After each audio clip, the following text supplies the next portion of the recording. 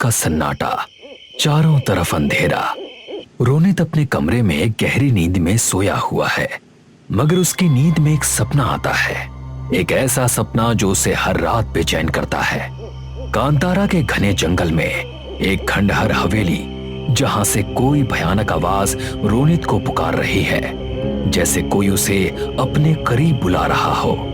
रोनित, रोनित। रोनित अचानक चौंक कर उठ बैठता है। उसकी सांसें तेज तेज चल रही हैं। डर के मारे उसका बदन कांप रहा है। सुबह हो चुकी है। रोनित ऑफिस जाने के लिए तैयार है। टेबल पर बैठकर नाश्ता कर रहा है। पास ही उसकी माँ बैठी है, जो चिंता में डूबी हुई है। माँ, मुझे हर रात वही सपना आता है, कांतारा के जंगल की पुरानी हवेली का। ऐसा लगता है जैसे कोई मुझे पुकार रहा हो। सोच रहा हूँ एक बार वहां जाऊं।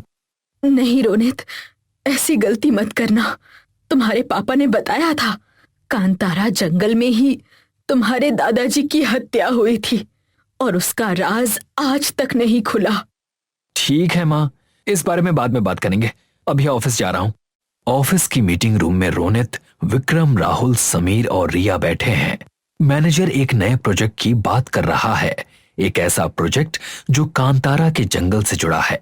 हमारी कंपनी को सरकार ने कांतारा के जंगल में एक सस्टेनेबल इको टूरिज्म रिजॉर्ट बनाने का कॉन्ट्रैक्ट दिया है।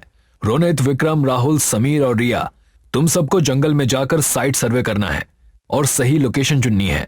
रोनित, तुम इस प्रोजेक्ट को लीड करोगे। ठीक है सर। रात का समय। रोनित अपनी माँ की गोद में सिर रखकर सो रहा है। माँ उसका सिर सहला रही है, मगर रोनित को नींद में फिर वही सपना आता है। पुरानी हवेली के अंधेरे कोने से वो भयानक आवाज फिर गूंज रही है, रोनित को पुकार रही है। रोनित, रोनित, रोनित। रोनित चौंक कर जाग जाता है। उसकी सांसें फूल रही हैं। डर के मारे उसका दिल जोर जोर से धड़क रहा है। क्या हुआ बेटा? वही कांतारा के जंगल का सपना माँ। ऐसा लग रहा था जैसे कोई डरावनी आवाज में मुझे पुकार रहा हो। तुझे कांतारा जाने की कोई जरूरत नहीं है। कहीं तेरे दादाजी जैसा कुछ तेरे साथ भी ना हो जाए।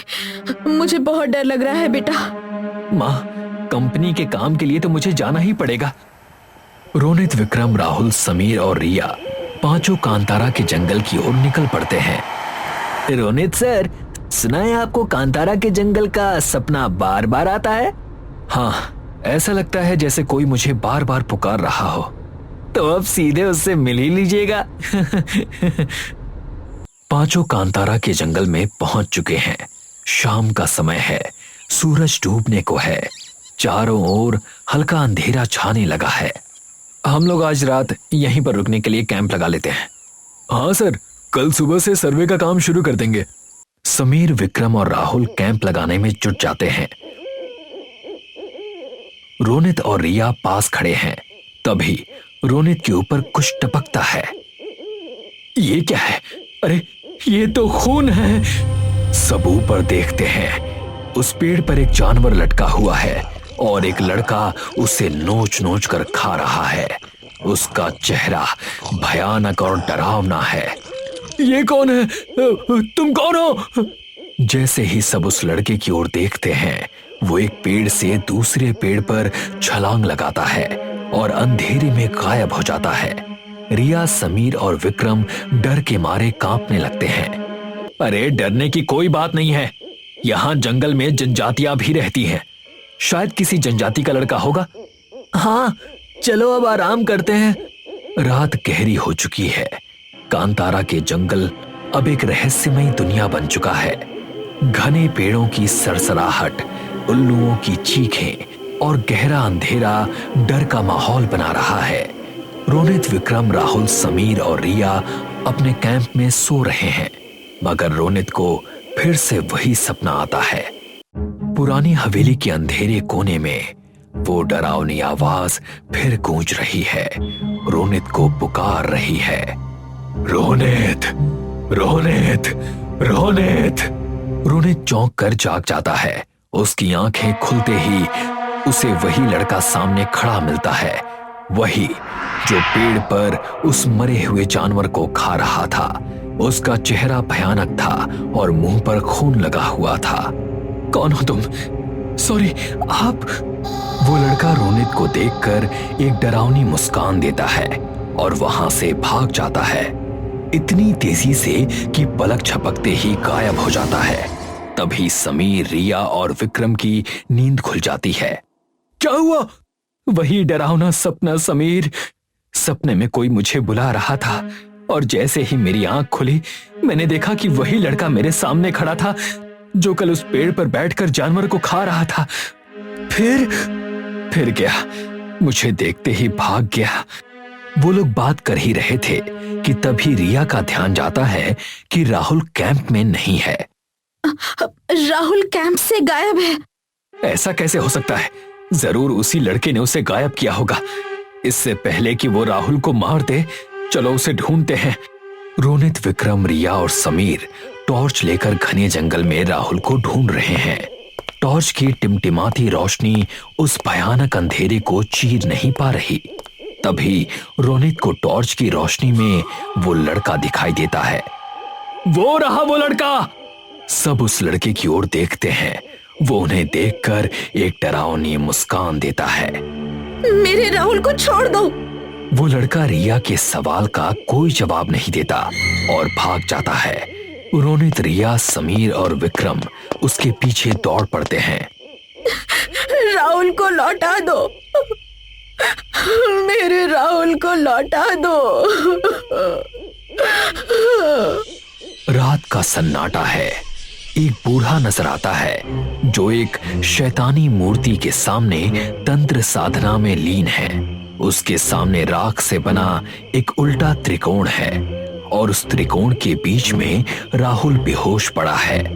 जंगल संदादति शक्ति देहि में स्वामिन आगच्छति भयंकरः। वो बूढ़ा अपने हाथ ऊपर उठाता है और राहुल का शरीर हवा में तैरने लगता है। फिर वेताल इशारे से राहुल को अपने पास बुलाता है और एक ही झटके में उसकी गर्दन उसके धड़ से अलग करके फेंक देता है। रोनित, विक्रम, रिया और समीर टॉर्च लेकर राहुल को ढूंढ रहे हैं। वो लड़का कभी दिखता है तो कभी उनकी नजरों से ओझल हो जाता है। मेरे राहुल को वापस कर दो प्लीज।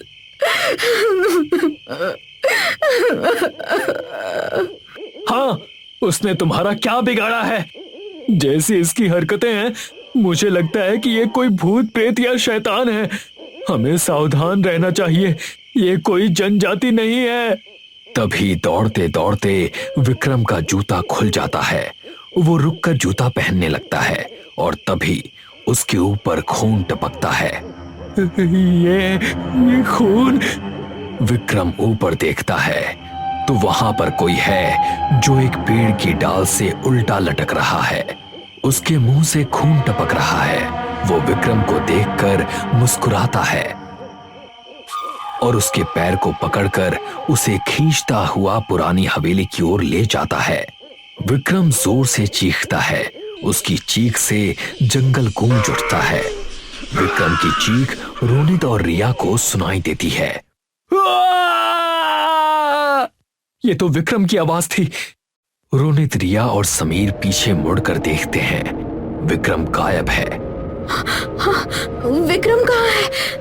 विक्रम! विक्रम! उनके काफी चिल्लाने के बाद भी विक्रम का कोई जवाब नहीं आया। लगता है इस शैतान ने उसे भी गायब कर दिया।